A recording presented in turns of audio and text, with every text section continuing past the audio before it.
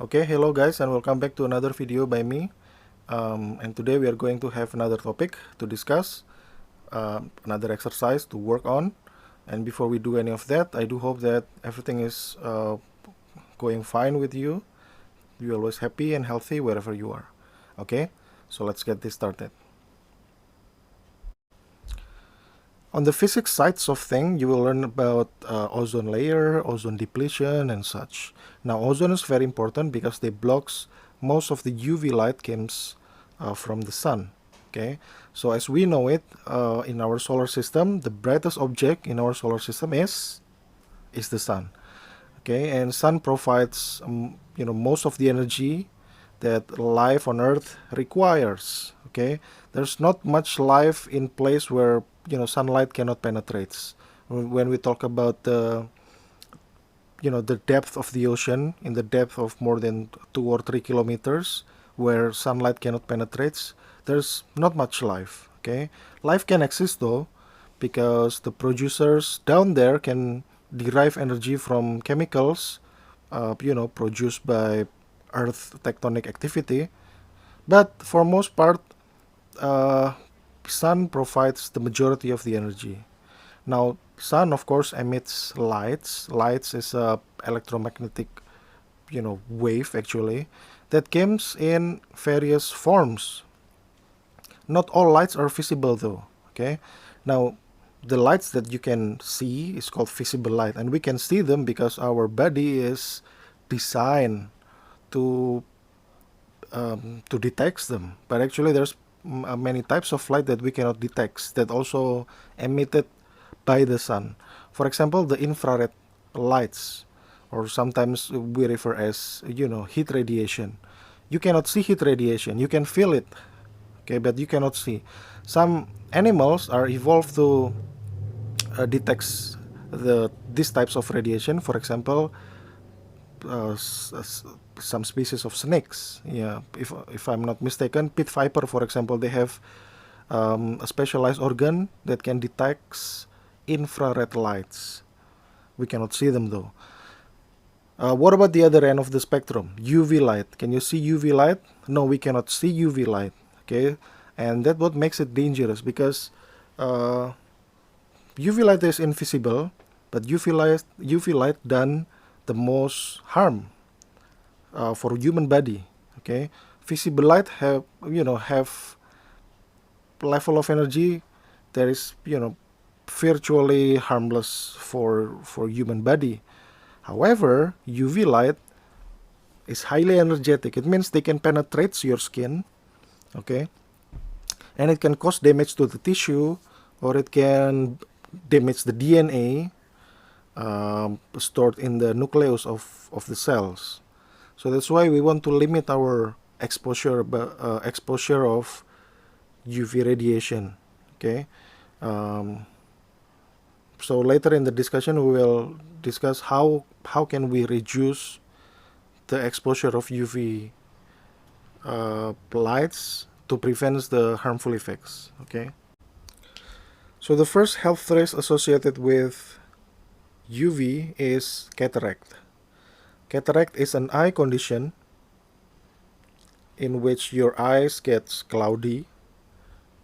The lens of your eye, gets cloudy, and it impair your vision, and it may lead to total loss of vision, loss of sight, if left untreated. Okay. So, how to prevent UV light from making your lens cloudy? Well, of course, you have to be careful when doing activities outside. Do not stare directly on the sun, for example. Do not be on the especially bright space in prolonged period of time. And in certain condition, for example, if you work on the snowy landscape or fields, make sure that you wear eye protection with UV coatings in it. Okay, so that's why whenever you buy sunglasses, make sure that it's came from respectable brands, so you don't buy it on the street vendor or anything, the very cheap one, for example. Well, I have nothing against cheap products, but usually the respectable brands will have UV coatings on their glasses that it reduce the amount of UV radiation received by your eye. Okay, so that's the reason. So what is when is the time that you need your sunglasses on? Um, Usually you need to wear them in the place or situation where the surface is reflective, like snow, for example. I mentioned about snow earlier, but sand is also reflective. Water is also reflective. That's why whenever on the beach or something, wearing eye protection might be a wise idea. Okay, um, so it's quite simple actually, to prevent cataract. Okay, that is caused by the UV radiation. Okay, so that's the first one. Second one is skin cancer. Skin cancer caused by UV radiation that penetrates your skin, damage the DNA of the skin cells, and it makes the skin cells behave abnormally because their DNA is damaged, is broken. Now you have a group of cells that behave abnormally, that multiply quickly without control, and then you get cancer. It's very bad. How to limit or how to prevent the cancer at the first place? First, you can limit your exposure of sunlight whenever you're working outside by uh, you know avoid sunlight. For example, under the shade, under the tree, for example.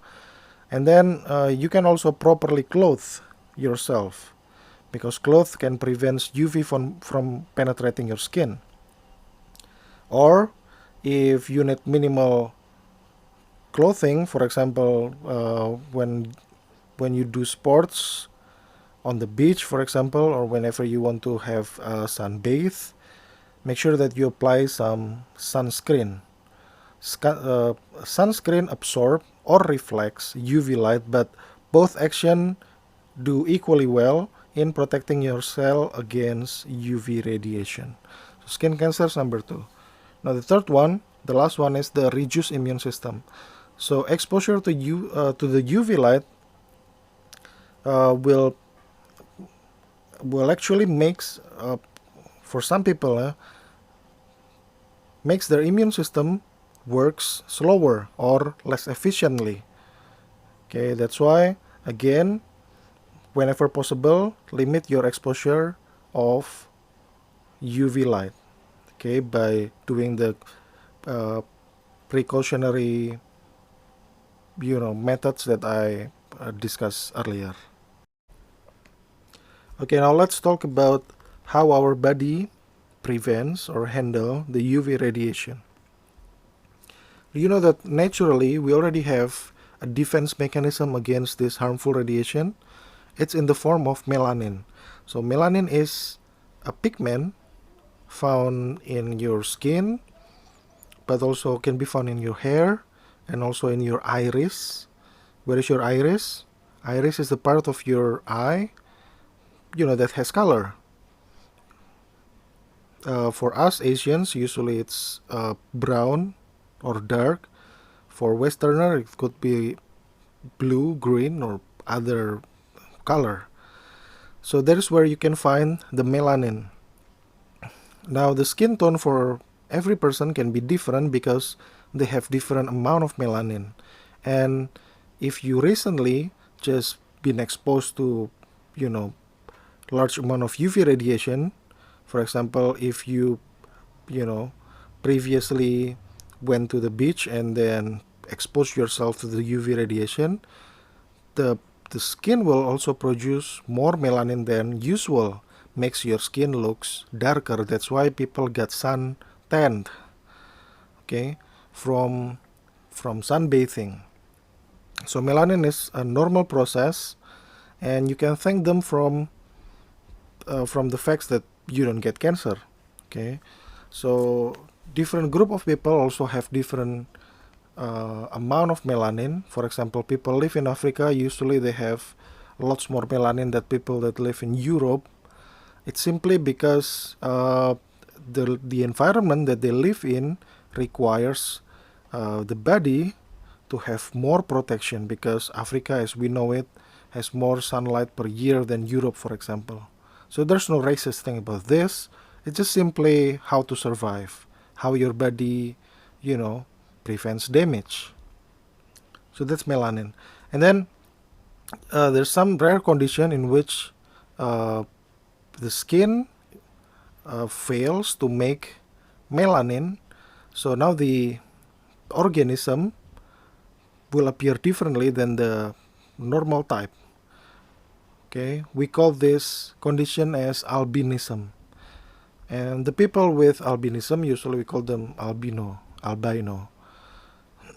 They will have a very pale skin. Their eyes will appears to be red, because since there's no melanin on their iris, you look directly at the retina, and retina has lots of blood vessels. That's why it appears red. So people with albinism need extra caution whenever they want to perform activities outside. Okay, but except from that, they're just like us humans. Okay, so you don't need, if you ever meet them in the future, or has been, do not uh, do not treat them differently than the other. Do not treat them differently than the others. Okay, because they're just us, just like us.